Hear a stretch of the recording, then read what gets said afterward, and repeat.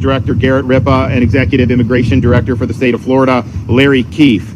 As you've heard me say many times, 2024 election was a huge mandate from the American people to finally deal and put to bed the issue of illegal immigration once and for all. And part of that, of course, was the border security, but a lot of that was the reality that you had massive numbers of people that have come into this country illegally, and they needed to be repatriated to their home countries. And so we knew in Florida that this was something that was important to our state. We knew we had an opportunity to really make a difference. And so we decided to stand up. And that was nothing new for us. We were the first state to send people to help Texas when Biden opened the border back in 2021. I launched Operation Vigilant Sentry a couple years ago to help fill gaps in the maritime interdiction efforts of the Coast Guard, that when illegals try to come in via the sea to the shores of Florida. And just from the state's effort, in addition to everything the Coast Guard's done, just the state of Florida, we've ended up stopping and returning 18,000 illegal aliens, and we just had a bust the other day. So that's been really important to keep the state of Florida safe. We've also done things like ban sanctuary cities. We've ensured that there are no ID cards, of course no driver's license, but any ID cards to illegals. We've increased penalties on illegals who operate motor vehicles. And so we're proud to have been a leader in that even before the Trump administration took in. But then when that happened, we sprung into action on our state agencies doing these 287G agreements with Department of Homeland Security. That basically allows us at the state level to be working in tandem on immigration enforcement. And that wasn't true under the Biden administration. I'd have Highway Patrol, they'd pull over illegal aliens, and then they'd have to call ICE, and ICE didn't want to deal with them, so they basically had to release them back into the community. And so now they have the ability to bring those folks and process them for immigration enforcement, which I think is something that's really, really important. We, of course, called for a special session of the Florida legislature at the beginning of the year, saying, hey, this is our moment. This is what we all campaigned on. Let's get it done. And, we had some pushback on that initially. I think some of these guys, they didn't want to follow through on their campaign promises. They even sent me a bill that would have made things like Alligator Alcatraz and Operation Vigilant Sentry illegal in the state of Florida. Of course, I vetoed that. Blaise Ingoglia was in the Senate there, and he was very much standing on the side of the voters that sent us here, and he opposed that sanctuary bill. We ended up getting good legislation passed that requires all state and local agencies in Florida to participate in immigration enforcement efforts. And so that really began in earnest months ago, and it has had a lot of success. But the one thing that we were running into was that DHS just did not have capacity to be able to hold and process these illegal aliens prior to deportation. We were using our sheriffs were using some of their local facilities. We would do what we could at the state level, but there was a huge need for additional capacity. And obviously they had a rough 4 years under Biden, really letting the agency wilt in ways that it was never intended to do. So we were asked, hey, if there's any way you can help with this, this is what you want to do. So the site here at the Dade Collier Airport in the heart of South Florida was a unique opportunity, because while it was an existing footprint with a massive runway, it was something that was not necessarily full or being used all the time. And so we were able to, under Kevin Guthrie's leadership, within record time, create a facility that could support intaking, processing, and eventually deporting these illegal aliens. And that's important to deport from Florida, but obviously from the United States as well. So we have capacity now for a couple thousand. We can expand that as demand is there. And we're looking forward to being able to do that. I know that the administration has called on other states to follow suit and expand this type of capacity. And I would just reiterate that call. I think it's important. I think it'll make a difference. And so we're here today to say, this was never intended to be something where people are just held and we just kind of twiddle our thumbs. The whole purpose is to make this be a place that can facilitate increased frequency and numbers of deportations of illegal aliens. And that is the goal. And one of the reasons why this was a sensible spot is because you have this runway that's right here. You don't have to drive them an hour to an airport. You go a couple thousand feet and they can be on a plane and out of here. So I'm pleased to report that those flights out of Alligator Alcatraz by DHS have begun. The cadence is increasing. We've already had a number of flights in the last few days. We've had hundreds of illegals have been removed from here, and the federal government has a process of how they eventually do, and they've done it different ways on some of these different flights. But the reality is this provides an ability to enhance the mission to increase the number and frequency of deportations. And so what's been done here has really been remarkable. There's full ground-to-air communications from the airfield. There's air tracking radar capabilities on site. securing all access ports to the taxiway and runway on aircraft arrival. That happens. You got 5,000 gallons of jet fuel on site. You got runway lighting. You got everything you need to be able to do that. This airport is able to accept commercial-sized aircraft and conduct both day and nighttime operations. And so that's what it's all about, to be able to help process and remove folks that are legally in the state of Florida and in the United States of America. So we look forward to this cadence increasing. One of the things when the president came and visited that he approved was deputizing state officers, including National Guard judge advocates, to be immigration judges. And the vision is to just have them on site. You can move forward with the processing very quickly and increase the numbers. And the flow would be there'd be a high turnover rate here because you'd be constantly doing that. We're working very closely with the Department of Justice. We have not yet had any approval for anybody to be able to come down here and do that, but we do anticipate that happening very soon. And when that happens, you're going to have an availability of a lot of folks to be able to be ripe, to be able to be removed and ultimately sent back to their home countries. Now, I've also pointed out we've been supportive of the efforts that if somebody is earmarked to come here and they would choose to simply voluntarily deport. Now, they're not just going to take your word for it. They're going to take you, chaperone you, make sure that you're on that aircraft and that you're landed in your home country. But there is resources available to do that. And I think that makes sense from a taxpayer perspective because it's cheaper to do it that way. It's also more efficient. So anybody that is wants to take up on the offer can do it. We've had some people take up on the offer, and it's not just limited to Alligator Alcatraz. That's something that in any of these instances with immigration enforcement, that's a way to short circuit and ultimately get where we're trying to go anyways. So that is something that's a live possibility, and I hope more and more people avail themselves of that opportunity. I want to bring up folks here. I know Kevin Guthrie has done a lot of yeoman's work, both in setting up this facility, making sure it's being run professionally, but also debunking a lot of the nonsense, that gets spewed out with some of the fake narratives that get put out, and he's done a really good job of doing that. Clearly, that you have something that's professional and that's meeting very high standards. So, Kevin, why don't you come ahead and let her rip. Thank you, Governor. Thank you for being here this morning. Thank Governor Desantis for his leadership and dedication and doing what's right for the state of Florida and the United States of America. Florida has been able to act decisively and deliver results due to his ongoing support for law and order. Florida is a law and order state. Florida knows how to respond to crisis. We specialize in response and recovery, acting fast, and most importantly, logistics management. That same speed, precision, and discipline has been applied here at Alligator Alcatraz. When Governor Desantis called on us to lead this effort, we brought everything we've learned from hurricanes, severe weather, large-scale activations to the table and made this happen. The focus of this operation has always been and will always be fulfilling our mission, upholding the law and delivering results. This facility was built and operational incredibly fast and has now grown to have a capacity of 2,000 detainees. Our team continues to work to increase its capacity of the facility, which will eventually hold 4,000 detainees. As our capacity increases, we continue to identify contingency plans to ensure we are ready for hurricane season. I know that I've taken a little bit of heat in the media that the EM guy is not taking care of hurricane season. That is absolutely unequivocally false. When we have 1,000, I need to make sure we have room for 1,000. When we go to 2,000, I need to make sure we have room for 2,000. And yes, I may have visited some facilities in the state of Florida. Why? Because this facility, as I've said on the record, can withstand category winds of up to category 2. But there's a category 3 and a 4 and a 5, and I hate to talk to you so elementary, but unfortunately we have to break some things down into simple building blocks for other people. Category 3, 4, and 5 is greater than and not equal to a category 2. When we have that situation, we will have to do an evacuation. And it's incumbent upon the Florida Division of Emergency Management with our law enforcement partners to be able to take care of that. So yes, we're constantly looking at what we can do based on need when we get to a certain level where we're going to go. And I promise you that the hurricane guys have got the hurricane stuff covered. I promise you that. I'm sorry, I'll get back on track now. Again, just in case you forgot, we are #1 in the nation in emergency response and recovery. And that includes everything from evacuated detention facilities, jails, and hospitals, should that need ever arise.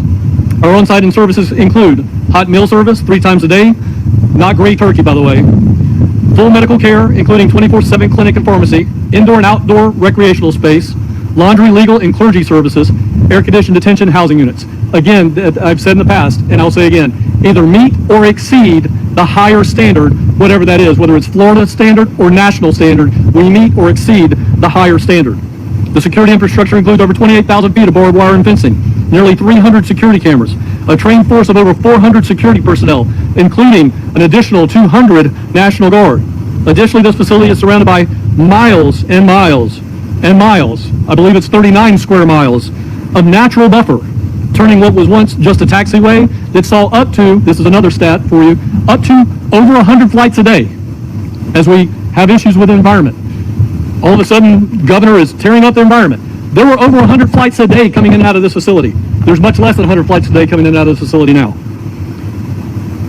With the airstrip infrastructure already in place, this location has made it even easier for us to coordinate deportation flights directly on site. None of this would be possible without the commitment of Governor Desantis. His proactive stance long before this project broke ground, coming up now 3 years, Florida will not be passive bystander when it comes to border security and public safety. This is what leadership looks like, ladies and gentlemen. Leadership is an action verb. It's an adjective, but it's rooted in an action verb. In closing, as we make our way through hurricane season, this facility serves as an example of state capabilities and coordination. Under Governor DeSantis' leadership, Florida continues to lead the way, not just in emergency response, but in operational excellence and readiness on every front. Governor, as always, thank you for the opportunity to lead under your direction. Okay. Good morning, everybody. I want to thank everyone for coming. My name is Gary Ripp. I'm the Field Office Director for ICRO here. And again, I want to thank the Governor, and I want to thank the great executives behind me. We face a monumental task, and we have faced a monumental task of righting the wrongs of the last administration. And how we're doing that is through a whole-of-government approach. Everything you see out here is a whole-of-government approach. It's all state, local, federal partners working in unison, working as one to resolve the problem of illegal immigration in this country. We've done that through this facility, and we'll continue to do that utilizing this facility. Again, it's the governor's vision, and it's our determination to make that happen. We've already started to facilitate that this week. We've had 2 or 3 removal flights, and we'll continue to have those removal flights. Up to 100 individuals who are illegally present in the state of Florida have already been removed from the United States. And again, we will continue to do that and utilize this facilities to the fullest potential. Again, I thank everyone for their time, and I thank Governor DeSantis for his vision and his leadership. Thank you. Thanks, Blaze. Good morning, everyone. Blaise Ngolia, Chief Financial Officer of the great state of Florida. First, I want to acknowledge and thank President Trump for everything that he is doing to make sure that he is stopping the stem of illegal immigration coming over. And I want to thank our great Governor Ron DeSantis for everything that he is doing. He has basically led on this issue since day one. And we would not be here today. This facility would not be here today if it was not for the governor leading on the issue, because the Governor DeSantis knew the enormity of this problem that was created by the Biden administration, and we knew that somehow we were going to have to get all of these criminal illegal aliens out of the United States so they don't commit any further crimes, and the ones that are in here, illegal immigrants, we're going to have to do something with them. I know people have been saying, well, is this the right thing to do? What about the cost? We have always been talking about the cost of illegal immigration, and the taxpayers are going to bear the cost of it. So I don't want to hear anyone from the left start talking about cost, because this wouldn't be here if we wouldn't have de facto open borders over the last 4 years under the previous administration, 4 years under Joe Biden. We are doing what is necessary. We are doing what is right to make sure that we stem and stop illegal immigration. This facility and what we are doing at the state and the national level should be a deterrent to make sure that illegals do not continue crossing over the border. I am not going to sit here and I'm not going to apologize for removing criminal illegal aliens from the United States, those who are harming our communities, effectuating drug trafficking, human trafficking, and ravaging our communities. I make no apologies for saying illegal immigration is a scourge on this country. It needs to stop. It needs to stop now. And if there's any illegal immigrant listening to my voice right now, self-deport. Use the app. We will get you home. Do not come here because you will be removed. If you want to come here legally. Come here the right way. Be part of our communities. We're not going to stand for illegal immigration anymore. Larry? My primary remarks today are going to be directed to the illegal aliens who are in Florida who have not yet been arrested but who will be arrested. But before I do so, and not just to say nice words to be polite, it's important to understand the significance of this whole thing. This President Trump declared and wanted and ordered the largest mass deportation mission in history. That is what we're doing here. And what's very special and very unique about this point in time is you have the genius and mastery of a Kevin Guthrie and his team, and it is a team, it's not just him, at the Division of Emergency Management, who is the best in the world at doing things fast, with a sense of urgency, and an environment of high pressure and high stakes. And it's an honor to work with you and to work with your team. And what he brings to this, in addition to his skill set, is doing things with a sense of urgency. And that is a trait that I will say, Governor, with all due respect, is one that I know you value, and I value as well. Then we have combined with that, who I believe the person who has been chosen by the Department of Homeland Security to be the one that I joke with him and I say was sent to Florida to run all the federal immigration enforcement operations in Florida. I joke with him, they sent him to the best state, the state that's the most effective. The state could, quite frankly, do most things on its own. But that's not why. Why they sent Garrett Ripa here is because he is developing the blueprint or the prototype here in Florida, which the president was just in town here at this very location just a couple of weeks ago, declaring Florida the cutting edge, the best, the template, the example for other states to follow. So Garrett Ripa, each day, 24/7, on the Guthrie timeline, is working to bring us all together to make it happen, not so we can do high fives and declare victory in Florida, but to be a national leader under Governor Desantis' leadership, along with President Trump, making this the template, the blueprint that can be scaled and replicated to be generative for the entire country. So now returning very quickly as I look to the illegal aliens who live in Florida, and I want to say this humanely and with respect, not in terms of finger pointing that this is going to happen and that's going to happen. You are still here. Implicit in that is the notion that you are aware of DHS Secretary Kristi Noem's CBP home platform. It's an option for you to self-deport, to have your flight home paid for, to receive $1,000 when you arrive back in your home country, and very importantly, for you to be eligible to return to this country in the ordinary course the right way, the lawful way. But it's critical to know, and not said enough in my opinion, is that if you put that off thinking you can take the risk and it might turn out well for you, you should think again. Because if you are arrested and you come to a place like Alligator Alcatraz, you are not eligible for a CBP home. You're not eligible for that. Now you may think that based on everything that you've seen or heard, that the tempo that you have seen the last 5 or 6 months is the way it is always going to be. I'm here today with some new information. That is not the case. There's two very, very significant things that you need to know about that. Here in Florida, we've been leading all the national numbers with regard to immigration arrests for months. And that is largely to the credit of the Florida Highway Patrol, who's had 1,800 Florida troopers out with their universal jurisdiction throughout Florida, not just on the highways, leading the country making arrests. Just within the last couple of days, the federal government has issued credentials to over 1,200 Florida sheriff deputies and over 650 FDLE agents and other state and local law enforcement agencies, to where we have more than doubled our capability and capacity to effect arrests. That tied together with us getting good, practicing, getting muscle memory, and making things happen, I strongly suggest to you is it is a new day each day as we go forward now. Don't look back on where we've been. There will be a surge of arrests, and what you see here at Alligator Alcatraz and what's to follow on detention capacity will be here to meet that surge. The other thing, the last thing I want to say about this is that if you're thinking is that, well, it's not so bad if I get arrested, because you know, and you have seen, and we have all lived and seen the last 4 years of catch and release. I'll go, I'll get arrested, and an immigration judge will bond me out, and I'll be right back in the community with my lawyer for 4 or 5 years of due process of whatever we can throw on the wall, thinking there may be some amnesty or something might happen. Well, that's other news. There's been a development within the last 2 weeks that has significantly cut back bond release from detention. It is my strong recommendation to you that if you do not take up Secretary Noem on the CBP home option to return home, that you will very likely be in a place just like this, if not this place, and you will be here for the entire duration of the time that you're exhausting your due process rights. You will not be living freely in our communities while you're awaiting the due process to take place for years or months.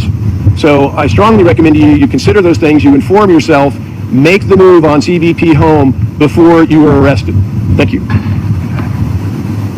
And so the flights are going. I think the cadence is going to increase. I think you're going to continue to see the numbers really go up dramatically. And then as there's demand, we can expand the footprint here to 3,000, and then we can do Camp Blanding. And I said we've always been ready, willing, and able to do that.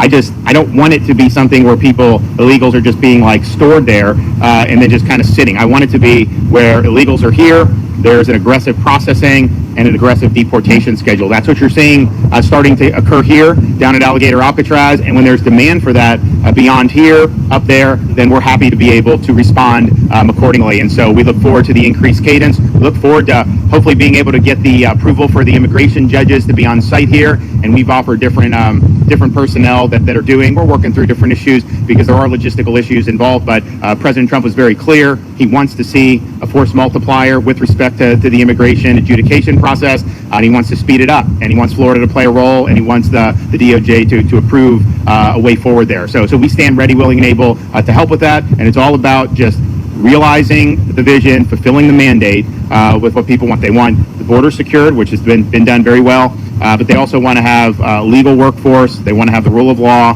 They certainly don't want to have massive costs imposed on their communities because of waves of illegal immigration. So this is our chance to finally solve this problem once and for all. Florida's playing the leading role amongst the 50 states, and I don't think there's anyone that's even close to doing what we've done. Okay, we have any questions? Two questions. One, I wanted to ask you about something we've seen consistent from attorneys who say they still have not been able to access their clients, even though they're using, even though that the state has provided. Can you address that, one? And then two, my second question, allegations by the Democrats who say that contracts related to the facility are no longer on the state website, that they're disappearing. Well, I'll let Kevin address. You want to address the contract issue? So, and we happen to have the CFO with us today, and he and I were talking about this earlier. The contracts not being on the website is false. What our staff ended up doing was we actually put proprietary information on the website. We have competitive contracts. We were encouraged to do competitive procurements. And by the way, there's not a single sole source contract at this site. Now that you got me riled back up again, sorry about that. Everything here has been competitively bid off of master contracts that went to competitive procurement a year, 2, 3 years ago. So what happened was our team put the actual detailed line item PO that then now every other competitive contractor can see what their rate is. So we took that down. We've replaced it with summary sheets on the actual amount that they've been given. So that's what's happening. What about the legal?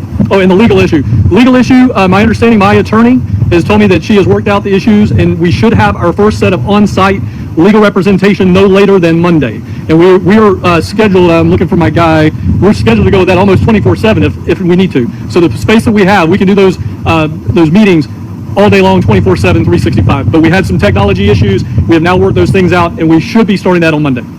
People start deportation flights without people being able to access their clients. Some of the, remember, there's probably close to 800,000 illegal aliens that have already been ordered deported in this country. Florida, we have at least 50,000, 75,000. I mean, so the idea that somehow, you need some elaborate process in some of those situations, it's just not factually true in terms of the law. DHS can answer on each individual folks, but the whole purpose of having this is to be able to have a very efficient way to deport, understanding that they have to go through this process. I mean, to me, it's like, if you're subjected to traditional criminal process, there's a bunch of due process that goes into that, because ultimately, are you guilty of this crime? There's elements, all this. This should be a pretty simple process. You either have a right to be here or you don't. And really, that's what we need to determine when you do this. And once that's determined, if you're in this country illegally, then you should be subject to expeditious deportation. And that's the goal of what this is doing. But I know that DHS has a whole process for how they do it. Now, from the state's perspective, we ramp all this up. We're running. Once they get on that plane, DHS handles them and process them, deport them accordingly. So, and there's different ways. I mean, I know DHS has, in some instances, just deported people back across the Mexico border, and that's fine. I mean, whatever they think works is all good. News 13. Wanted to know, we've spoken with several family members who say they have individual family members here. What's being done? Those people are here and they should not be here. They have the proper credentials that say they belong here to the United States. Well, I'll refer that to DHS in terms of how that. I can tell you, DHS is sending people who they absolutely believe are here illegally and are subject to deportation, right? And they're on the final removal order. There's not a person here that is not on the final removal order. There you go. So everybody here is already on a final removal order. So in that situation, to have a family member say they have the proper credentials when they've already been ordered to be removed through the process shows you that that's not accurate. That they had a process. That process has been executed, and they have found to not have the right to be in this country. I would also just point out, look, there's a lot of people that have fraudulent credentials. Let's just be clear. When we have E-Verify in Florida, but some of these guys they have fake IDs. And so if you just run the ID, it actually may come back positive as someone can be here because they think it's somebody else. They don't realize that there's an illegal that has it. But yeah, they've been ordered to be removed from this country, and they have the ability to do that. Your remarks, at the end of your opening remarks, you talked about how the Trump administration, how Florida has been a force multiplier, but it hasn't just been on immigration, it's been on so many other policies, including school, personnel. We heard Trump endorse Ashley Moody last night, who was your pick, and also the leadership of the RIC. What do you think that it says about Florida and the influence that it's having nationally on policies and on personnel in the Trump administration? Well, I think the issue is Florida has led the way for years now. We led the country, dragged this country out of COVID lockdown. We were the place everybody was coming to escape the madness in a lot of these other places, not just in the United States, but around the world. We led the effort to fight against Biden's immigration and border policies. We led the effort against the woke mind virus, whether that was in schools, whether that was in corporate America. We were effectively the ones that nuked ESG. We were the first state to eliminate DE&I. Of course, we've been leading the way on economy 3 years in a row, ranked #1. So I think we've seen issues, we've addressed the issues, particularly when you have some of the far left that's really run amok in some of these places, and may run amok more in places like New York City. If this guy gets elected to be mayor of New York, it's going to be huge fallout from that. So we've continued to lead, and I think the stuff that we were doing prior to the Trump administration taking office, these are the things that conservatives have wanted to see done for a long time. I mean, we've been complaining for 20 years about higher education going off the rails, and yet no one was doing anything about it. So we came in and we've done that. We've really right-sized or course-corrected, I think, positively. And I think what they're doing with Linda McMahon on higher education is positive. We're working constructively. We just did the accreditation. We're going to have a new accreditor that's going to be able to help us get over some of these things that have been holding back higher ed. So on it goes. Law and order. We've been the leading state on law and order. There's no question about that. So all of this is, we've seen problems. We've responded to the voters that have elected us here, and we've led in ways that I think have paved the way for more progress to happen nationally. Remember, when we were taking on the woke, that was not necessarily popular to do. That was at the crest of this madness that was taking hold, and a lot of media, a lot of elites were really going in whole hog, corporate America, educational institutions, and we drew a very clear line in the sand, and we say our state is where woke goes to die. Now the woke, no one wants to admit that they're woke, right? It's different. It's a few years down the line. DE&I, we were the first state to eliminate that. That was years ago, and we took a lot of flack for that. Now everybody's running away from DE&I. Women's sports, we were, if not the first, certainly one of the first states to lean in to protect that. That was considered controversial at the time. Now everybody is acknowledging, it's not right to inject the male in these female competitions. So I think on issue after issue, we've been willing to lead, and I think these are addressing problems that a lot of voters have wanted to be addressed. We obviously could do it at the state level. Other states have emulated, and I think now the Trump administration is really focusing on addressing these issues in a national context, and I applaud them for doing that.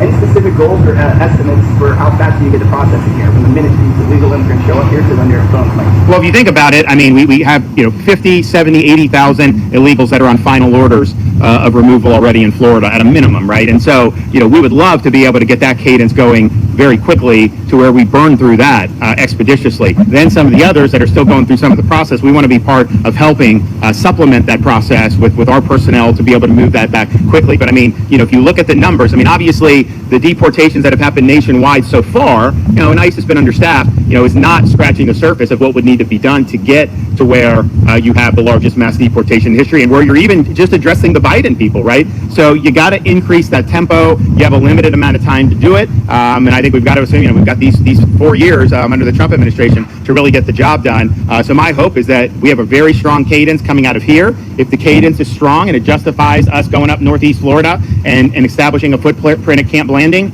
we will do that. But for us, the reason why we're in this is because we want this tied to helping DHS remove these folks. That, to us, is the critical element that we want to see done, and I think, quite frankly, the voters want to see done. That they are not, there's several families that are saying that the people inside the facility that are family members aren't getting medications.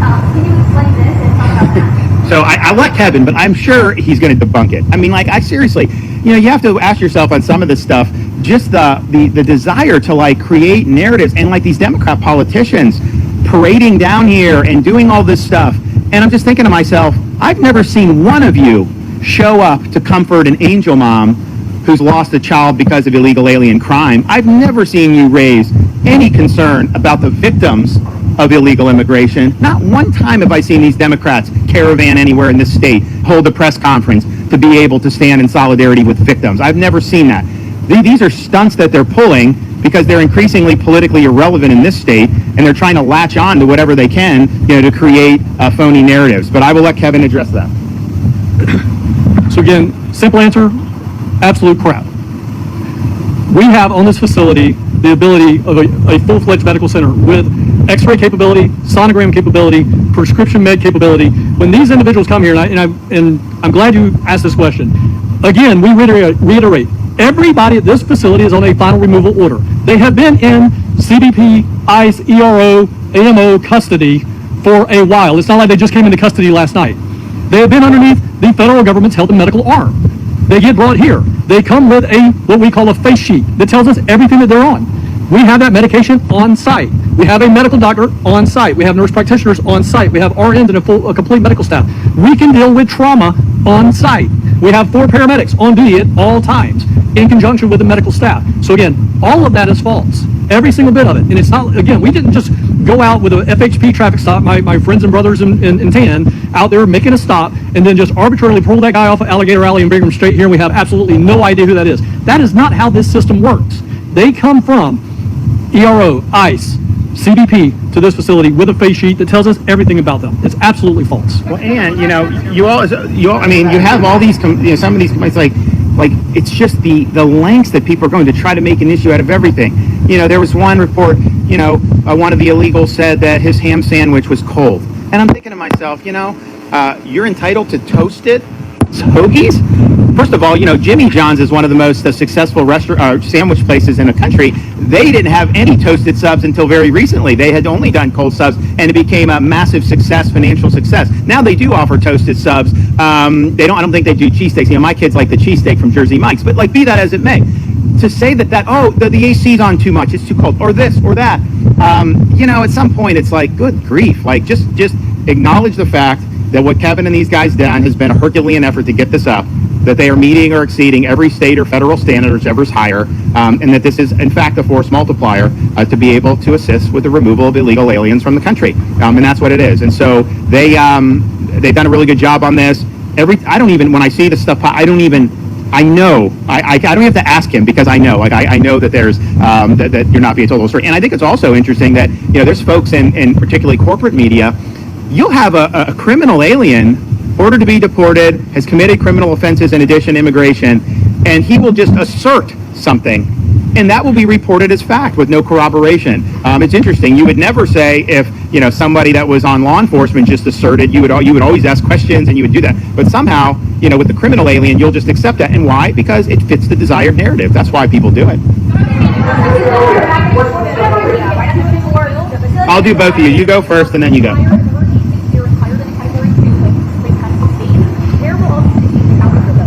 It will depend on the path of the storm. So Kevin has contingency plans. People are like, what happens if a hurricane hit? And I just think to myself, this ain't our first rodeo, okay? We know in Florida, anything is susceptible to have to be evacuated. And there's some areas that may be a little bit more vulnerable, but there's not a single place in the state that you would be totally immune from having any impacts of hurricanes. But it also depends on the shape of the storm, the trajectory of the storm. So they have that built out. And, we do this in different contexts. We do it in the corrections context and have done it in the corrections context. We also have to redeploy first responders. So for Hurricane Milton, we were staged at Tropicana Field, home of the Tampa Bay Rays. It's a convenient, very efficient place to do it. Well, Kevin's watching the storm, he's watching how it's coming, and he made the decision, we got to evacuate them out of there because we think it's going to be impacted by the storm. And of course it was. The roof got blown off, although the roof was supposed to withstand a little more than it did, so the roof got blown off. So those guys were strategically redeployed, and then they got on target just like it was. So that will happen. There'll be accommodations that will be made that's accordingly. This stuff, though, can withstand non-major hurricane, Cat 1, Cat 2. Doesn't mean you can't have it. Now, the more interior you are, you guys who've covered hurricanes know when it hits land, it does slow down. So if we have a hurricane that hits Southwest Florida as a weak Cat 3, by the time it gets here, maybe those winds would be sub Cat 2. I mean, these are judgments that will be made accordingly, and there will be preparations made. And I'll just echo something Kevin said, because DEM is overseeing this, that must mean that they're not doing the standard preparations for hurricanes. That's obviously ridiculous. These, as you know, these are contracted folks. There are DEM personnel who are helping to coordinate, but we've got massive resources that are on standby in the event that we have additional major weather events. And I'm hoping that we don't. And I always tell people we've had 6 majors in 7 years. We deserve a break for, remember, we had 10 years. We didn't have any recently. Wouldn't it be great to get another 10-year stretch? And I sincerely hope for that. But I do not expect that or plan for that. We have to plan as if we're going to have more events this year, writ large, even apart from Alligator Alcatraz. But if you had like a Hurricane Michael trajectory, you wouldn't need to evacuate anybody from here. If you had a Hurricane Irma trajectory, then you'd probably need to make some accommodations. And so these are things that these guys will watch. They have contingency plans. There's not one specific place where they will go to because you don't want to evacuate people into additional storm. You mentioned these types of facilities, you mentioned, the water facilities and even importers. Instead of taking the team's word for it, your word for it, why not allow us to go toward the facility today or another day? Because so far we've been denied. Well, they have done that. When the President of the United States was here, we had the White House press pool that was following us through all these facilities. You've had different politicians that have come. Now, a lot of them have been posturing, but they have come. Here's the thing. This is not a spectacle, okay? You don't get to go into other facilities willy-nilly either. That's just the reality of the situation. I think they have a job to do here. I think they're doing it, and I think that they're doing it well. And so we're going to continue, and Kevin's going to be able to make judgments about what's best for the mission, and I'm going to stand by his judgments on what's best for the mission. Camera where we actually had a state trooper acknowledge that he would get a $30,000 bonus now, a $30,000 bonus after capturing an undocumented migrant. I'm curious if law enforcement... Okay, but with respectfully, and where are you from? Okay. How many illegals have been apprehended by state law enforcement? Thousands and thousands. Do you honestly think we could underwrite a $30,000 check for each illegal that was apprehended with those massive numbers? Of course not. Of course not. So I'm not sure where that's coming from. I can tell you that I worked very hard to get pay increases for Florida Highway Patrol in this year's budget. I wanted 25% for experience. We didn't get quite that much, but we did get a significant, and we'll probably work more. No, but the idea that you'd get $30,000 for every illegal, that wouldn't even be cost effective. So I'm not sure where that's coming from. Same as you would through any FEMA reimbursement. Exactly how many detainees have been flown out, and are they being deported, or where are they being taken? So there have been 100 full deportations just out of here. There have been many other hundreds who've been flown out of here. The way the federal government does is they have some areas that are considered kind of hubs. And so I know some flights have gone to Louisiana, and then they will go from Louisiana. And it makes sense logistically because, if we've got a plane full of people here from a variety of nationalities, if you go to a central hub, then you can pull the nationalities and send one flight to one place, another flight to another place. So that's what we're doing. But there have been 100 folks that have fully been deported, and there have been many hundred that have been exited this facility and are en route to be deported by the federal government. And look, I think a lot of people getting them out of Florida is a huge thing. It's like we obviously had a transport program, send to California, send to New York, send to Martha's Vineyard even, and we were happy to do that because I think it relieved burdens on Florida. But yeah, so they've got a process that they're doing. Now DHS has run into some more money now. I think you're going to see an expanded footprint in their capacity. I think you're going to see an expanded detention footprint in their capacity. And I'm all about, people say like, why are you getting involved? Because we need it. That's why I'm getting involved. If DHS had 100% capacity to handle and process 100% of the illegals, then I'd be happy to just say, you know what, we've got other things to be doing. But we're needed in this fight now. Other states have been asked to step up. I hope they do. And I think you're going to see DHS's capacity continue to increase. But right now, they had 4 really tough years in terms of the attention and the direction. And so it's a new day, but it takes some time. Immigrants make sense in places like El Salvador, or they make sense in their country of origin. And on top of that, if you were to step under the tent, I guarantee you we all smell like sunset. That is a luxury that we can afford. Do you know what big does in terms of size of tent? Mitigation is not comfortable. Well, one, I don't have bug spray on. I know people have it or what, but so on the deportation, look, that's a question for DHS. As I said, they've got processes that they go through. They can do a direct deportation from here. They can do to one of the hubs, and then the hub can take them. And I know that they have used El Salvador. I don't know that anyone from here has gone there yet, but so I just can't answer it. But I think DHS could answer that. Okay, who has a question who hasn't asked one? Yes, ma'am. Jennifer Crawford, WGCU News in Fort Myers. What concerns do you have about an expanded footprint of this facility on the Everglades, which you have really fought hard to restore? None, because we've looked at it. It doesn't have an impact. As Kevin said, there were hundreds of flights going in here, training flights. There are less flights now doing that. Everything that you see built is on the existing infrastructure, so it's not going to have an impact. And I would note, particularly for people in your region, I just did something no one thought, could get done as quickly as we did, open the C-43 reservoir. And so you remember before I became governor back in 18, there was a lot of water being spewed out of Lake Okeechobee. It interacted with the red tide. It created some real serious problems for quality of life, tourism, and the economy.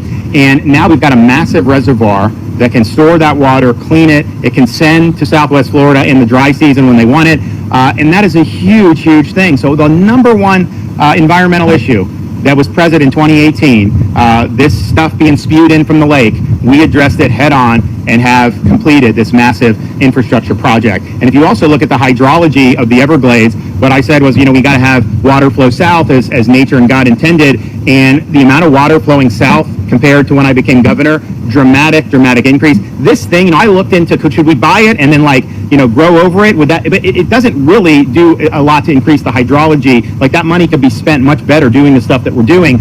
So there's not going to be an impact here. But even if this wasn't here, like if I had to pay money to mothball it, I think that money would probably be better off doing the pump stations like we're doing at the EAA reservoir that the Army Corps has given us responsibility over. So that's going to be bid on and procured. We're going to move forward with that. So all those things I think are very important. But this has been huge success that we have had with Everglades restoration. We're continuing the momentum. This delegation of authority that we announced down in Marco Island last week, huge deal for the state of Florida. They were looking at the federal share being done 2034. Now it's going to be done 5 years earlier because the state is being given resources to be able to go forward and do this. And so it's been a huge cornerstone of what we've done. The progress is undeniable. And this is not anything that's impacting. In fact, there are less flights as a result of what we're doing than there were before that. Okay.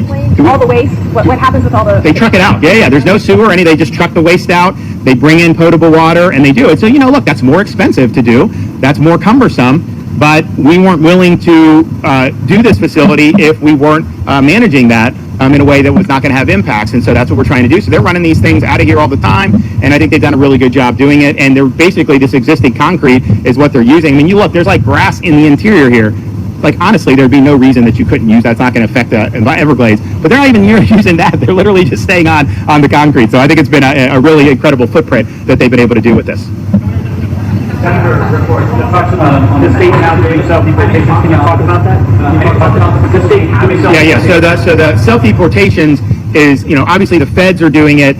We're willing to do it as part of this FEMA reimbursement as well from here. Now that's got to be supervised because some of these people, we're not just going to like, hey, take a ticket. Say no. They're going to be escorted. They're going to do that. But when and so we've done. How many have we done? We've done it not from here necessarily, but statewide. We've done it. Yeah, we've done like 24 self-deportations that have been funded. But any self-deportation out of here, if we pay for the ticket, that is subject to FEMA reimbursement, we believe. So we're happy to do that. I think it saves money. Honestly, it saves the state money because there's a lot of burdens that get placed, when you have this many folks doing it. So we'll keep providing updates on this. I think you're going to see the cadence on these flights start to pick up.